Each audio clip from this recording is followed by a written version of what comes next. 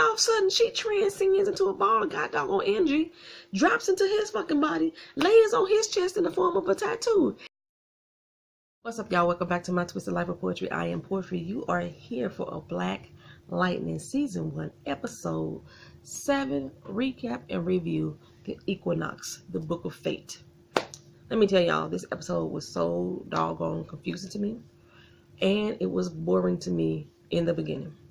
I wasn't getting a lot from it. I know it was giving us a lot of information. It was like filling in some blanks, but it just didn't move me at all. And it's probably the first episode that I'm gonna say that I didn't like, and the ending was a shocker. I should have been happy at the ending, but I was like, what? Okay, so let's get going. Lynn is checking out Nissa's injuries, and they are healing right before her eyes. So she got the power to heal, and Lynn is trying to convince her to quit trying to be a superhero. Anissa's still kind of in shock that her non-violent daddy, MLK Jr., is Black Lightning. And Lynn is like, this is going to destroy your life. We didn't raise you to be a superpowered vigilante, but Anissa ain't hearing none of that. She want her daddy to go out and run Freeland. Like, we could eliminate the 100 together. And this is like, you're not like us, so please don't try to school me about understanding what this is about. You don't have any understanding of what we're going through. So Gamby is down there trying to sell Jefferson that some high-end tech thieves are what got Lynn. And they probably 3 sheets to the wind by now, but he wants Lynn to stay there just in case, right? He also wants Black to go home and check on Jennifer, and he'll keep an eye on Lynn. He said, don't trip off Vanessa, you had no control over that. But Jefferson's not hearing him. He seemed to got something else on his mind. I'm like, what's going on? What's going on, Jefferson? And Gamby asked him too, what's up? Like, what I do? He said, no, it ain't what you did do. It's what you didn't do, partner. So why didn't you tell me that Tobias was back in Freeland? So Gamby's still trying to push this lie that he didn't know he was back in Freeland. He didn't. And Jefferson's like, I ain't buying it. Stop lying to me, cuz. Stop lying to me. So now he say, okay, I was doing it just to protect you. Try to protect you from yourself. Because you out here about to do something that you ain't gonna be able to come back from. You gotta trust me. But Jefferson say, all that trust is gone. It's all gone. Just like the thrill. It's gone. So next we see Tobias cage fighting. And Tobias don't look 6 feet to me. And that's what Jefferson said. He was a 6 foot albino. He don't look 6 feet to me. But after the pause, I was choking her. I had to get my doggone water and wet my whistle. Wet my whistle. Okay. All right, now where was I at? Okay, Tobias. He was cage fighting, and he was whipping this dude's butt, and he like whipped him up so bad, he knocked the dude out, and he was like, Crow, I thought you brought me a worthy adversary. And he was like, I did. I watched him fight myself. And he said, no, this dude wasn't about nothing. So Crow was about to take his gun and kill him, but then the dude popped up. He popped up and came at Tobias again, and it pleased Tobias to see him. He got some guts. He got some heart, right? All right, cool. Tobias laid him out again. It sounded like he cracked his fucking dome. That's what it sounded like to me. And Tobias said, what the hell was that boy hopped up on? Like, he owned something. So he went through his bag and found the green light. And it seemed like Tobias was disappointed that there was green light in this dude's bag. So Lynn is at the police station trying to identify the guys who broke into the lab. And Henderson comes in and asks the standard questions, trying to find out if she may have any direct contact or direct connection with the guys who broke in and attacked her. And she says no, but then Henderson turns his attention to Jefferson and is like, hey, first the girls and now Lynn, you think it could be you? You know what I'm saying? You the great Black hope up in the city. And it's too many coincidences if you ask me. And I agree, it's too many coincidences. But it's possible that the 100 had something to do with it. And once the sketch is complete, Lynn validates those are the men that attacked her. So the sketch ends up in Lady Eve's possession. And she tells the creepy Butler twins to go handle them just delicately, keep it quiet.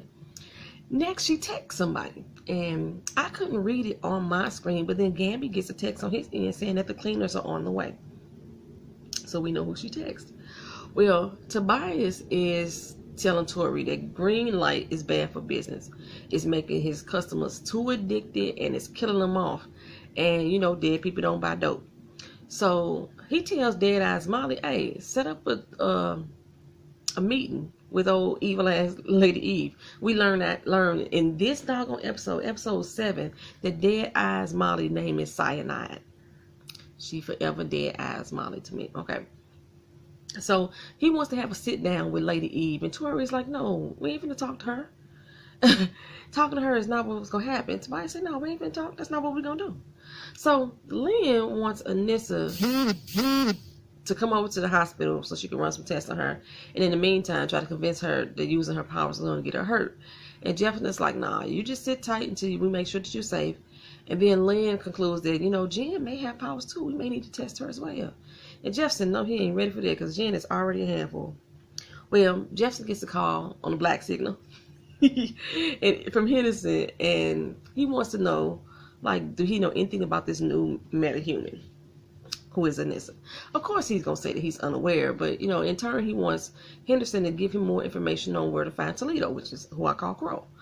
And he says, the last information you had didn't pan out. So Henderson is so confused why he's interested in Crow. And he said he's not. He wants his boss, Tobias Wells. And Henderson's like, what, you chasing ghosts now, Tobias? And he says exactly what I said last week. He said, yeah, I seen him with my own doggone eyes. And ain't it funny? He ain't aged in over 30 years. I'm like, Henderson is confused. He's like, how, Sway? He said, you'll find out when I find out. Now, the crazy thing is that even though Tobias is not aged in 30 years, Black Lightning was going after Tobias up until 9 years ago. You didn't notice then that Tobias hadn't aged? I'm just saying. I'm just saying. Well, anyway, Anissa comes in and like, okay, Pops, let's do this. You and me together. We're going to quickly knock down the 100. But he's like, slow you roll, smoking Joe. Slowly roll. We ain't finna do none of that because you ain't ready, girl. He said, you out here knocking down Confederate statues all willy-nilly. You can't control yourself. You can't afford to lose your cool out here. And she says, so train me then. He said, you ain't ready for that. Well, how else is she going to be ready unless you train her? So train the doggone girl, man. That's what training's supposed to be for, to get them ready. Well, he moved on to find out about the research, find out why she had it and why did she take it over to her mama. And she lets him know why she had all the information. He's like, look, you being reckless and selfish because your granddaddy probably got killed over that doggone research. And so you kind of put your mama in jeopardy. And if you got it from David Poe, you might want to go tell him that he probably in jeopardy too, right? So yeah, we get to go see Huggy Bear again. Well, anyway, Gamby stops by Lady Eve's, tell her that she need to sit Tobias down. And she's like, no, he don't do that. He making way too much money for me to do that. 300% profit? That's a lot of doggone money. So she's in there draining blood out of somebody else this time. And I'm like, is this fool alive too? What the heck does she be doing? Well, Gamby said, no, check your boy. He was supposed to be underground, opening up a doggone nightclub, now out here strutting like a peacock showing all his doggone feathers. The cops gonna be on that ass. And not only is the cops gonna be on him, Black Lightning gonna be on him too. And so she says that if he talks, he tells her that if he talks, Tobias is going to ruin everything, the whole ecosystem that they created. Did y'all hear that? He said that they created. Gamby. Well, she tell him, I can't give you Tobias. Because like I said, he's my number one stunner right now. So I'll give you his right-hand man. I'll give you Crow. So she goes back to the back and gives something to Gamby and say, give this to Crow with my regards. Well, Anissa goes by the editor's office and she learned that Huggy Bear is dead, so we don't get to see David Poe.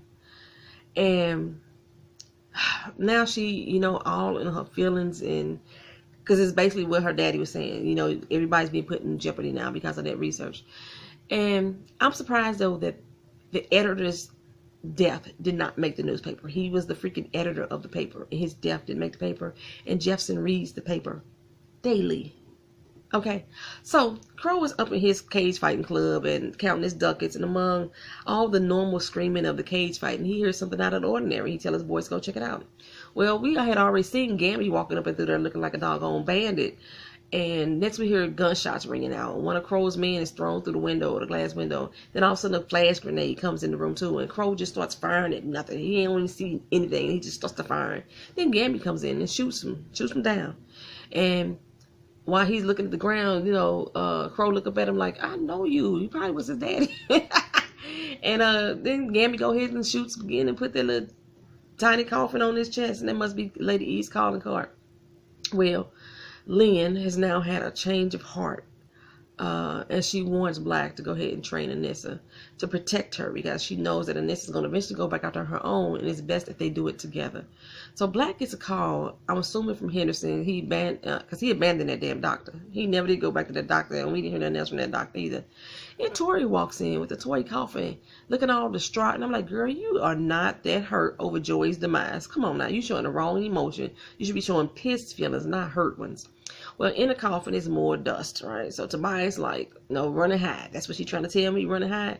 So Tori say, look, it's either going to be you or her, bro. What's up? What you going to do? So he say, I can't kill her without the Shadow Board's permission. The Shadow Board? Who that? Who is the Shadow Board? Well, yeah, anyway, Tori say, think again. It could be done. So Henderson says Crow took one to the chest and drowned in his own blood. I could have sworn that Gabby shot him 3 times, but that's neither here nor there, y'all. Anyway, Henderson has uncovered that the club that Tobias is supposed to be opening up, or that Crow was supposed to be opening up, or whoever was supposed to be opening up. We knew that Crow and Tobias were supposed to be there. And now Black has a new lead. So on the news, they are spinning this story that the 2 dudes who had Lynn were gunned down robbing another tech firm.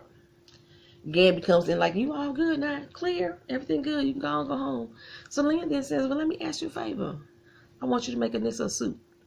So as Tobias and crew enters the building, so does Black. Not sure where Lady Eve is going, because she was coming down looking like casket sharp, with her 2 creepy butler dudes standing next to her. And Tobias sees that Black is in here, and he's like, no, this motherfucker is not up in my damn spot. Well, Black strikes him down with the lightning, bam, bam, flings him back. Then Tobias's men starts to attack him. So they run, and Tori and another dude run to Tobias's side, and they try to scurry him out of harm's way. Well, another crew, are they in there with Lady Eve?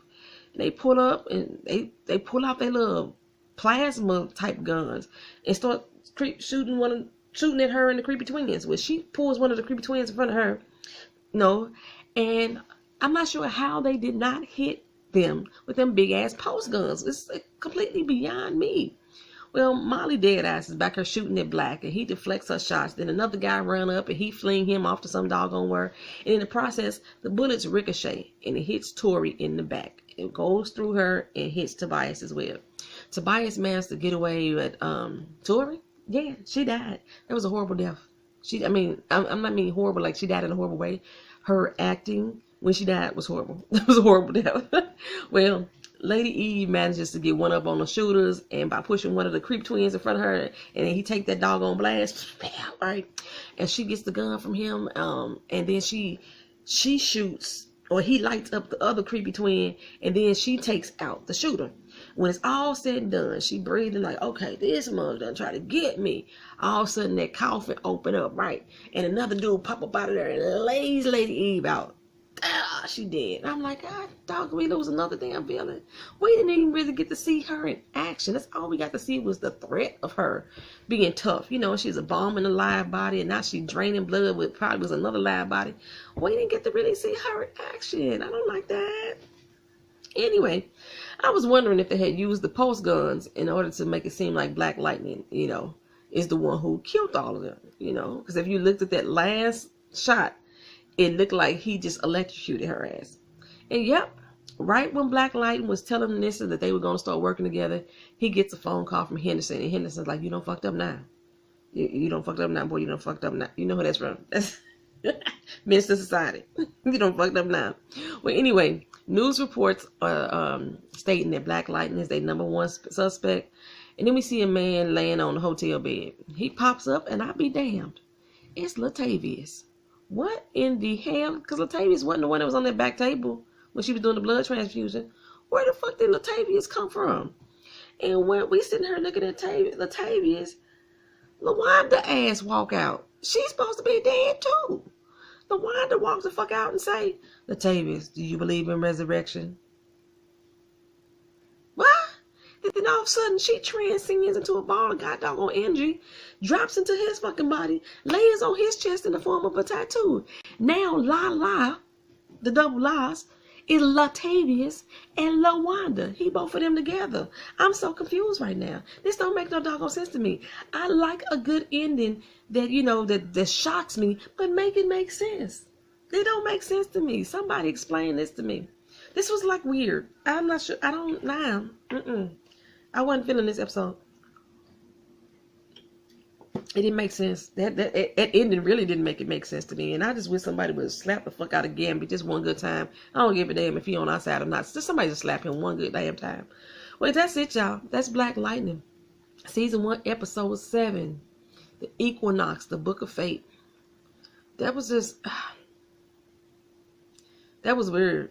That was weird. I was hoping to find out what the heck happened with Khalil, you know what I'm saying? But we didn't get that. We got Latavius coming back from the dead. Who put his body on the goddamn hotel bed?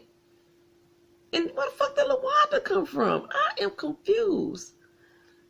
Leave y'all comments down in the comment section, baby. See if y'all confused just as me. Like, comment, share, and if you have not subscribed to the channel, go ahead and subscribe and hit that notification bell so that way you can be notified when all the videos on my channel come out. All right, y'all? Peace.